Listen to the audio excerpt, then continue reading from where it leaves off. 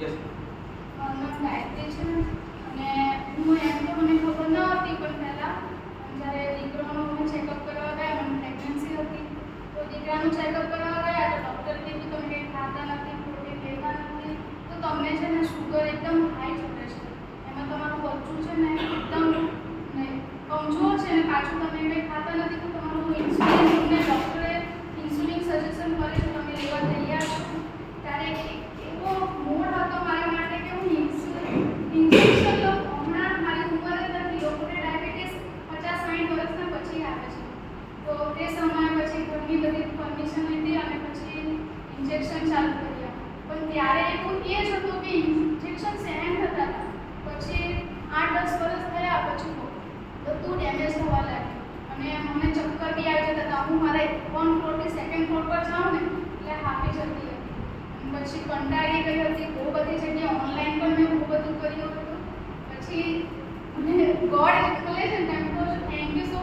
આ wastage product મેં કે જેથી હું સ્ટાર્ટિંગમાં જ જ્યારે સ્ટાર્ટિંગમાં મને રશ્મિબેનનો કોલ આવ્યો હતો રશ્મિબેને કીધું દીકરા તારું હાઈ રહી છે અને આટલી તકલીફ છે તો તું સપ્લિમેન્ટ ચાલુ કર તો ત્યારે મેં સપ્લિમેન્ટ ચાલુ કર્યા સપ્લિમેન્ટમાં મને દીદીએ છે ને ગ્લુકો હેલ્થ આપી હતી પછી નીમ કેપ્સ્યુલ આપી હતી પછી મને હાડકાની પણ પ્રોબ્લેમ હતી તો B12 અને વિટામિન ડી અને કેલ્શિયમ આ બધું લીધું હતું અને મને એક મહિનાની અંદર મને ચેકઅપ માટે જવાનું હતું તો ડૉક્ટરે કીધું કે દેખ તમે શું ખાવ છો તમે બધું ખાવાનું છોડી દીધું છે ઇન્જેક્શન કેમ ડાઉન થાય છે તો મેં કીધું સાહેબ મેં છે ને સપ્લિમેન્ટ લઉં છું કે કયા સપ્લિમેન્ટ લો છો તમે આ બધા સપ્લિમેન્ટ નહીં લેવાના આ બધું તો છે ને ફ્રોડ હોય છે આ તમે બંધ કરી દો તો એના કહેવાથી 8 દિવસ મેં નહીં લીધું તો પાછું મેં કેમ કે હું રોજે રિપોર્ટ લખું હું જાતે ઇન્જેક્શન ચેક કરતી હતી ઇન્સ્યુલિનમાંથી એટલું વધે છે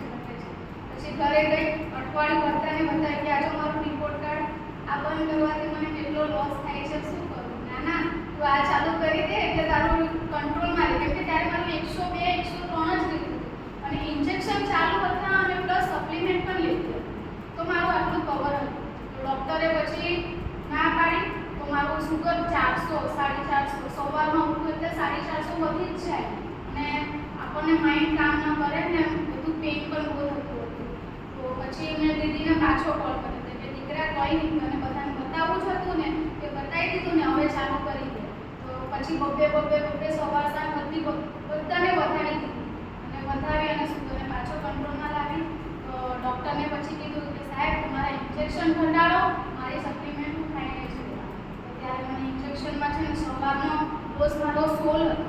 અને સાંજનો મારો 15 હતો પછી એને 3 ડિવાઇડેડ કર્યા સવાર બપોર સાંજના 6 5 4 કરી નાખ્યા અને હવે મારી રાતની ઇન્જેક્શન બંધ છે સવારની અને બપોરની ચાલુ છે કેમ કે એના માટે મને હજુ સપ્લિમેન્ટની જરૂર છે તો હમણાં કન્ટિન્યુ કરું છું આ તો મને હમણાં 4 મંથ જ થયા છે હમણાં તો શરીરમાં બધું બહુ સારું કરવાનું છે તો થેન્ક યુ ફોર પ્રેસ્ટીજ અને મારી સામે કે મને દવા ખાઈને પણ ઇન્કમ મળી રહી છે આજે 3000 4000 અને 1500 સુધી મારી ઇન્કમ આવી જ રહી છે એના માટે thank you so much and જ્યારે તમારા બોડીની અંદર દવા ખાતા હતા ઇન્જેક્શન્સ લેતા હતા તો તમને કરતા હતા ત્યારે તમે આટલા ફ્રેશ રહી શકો ના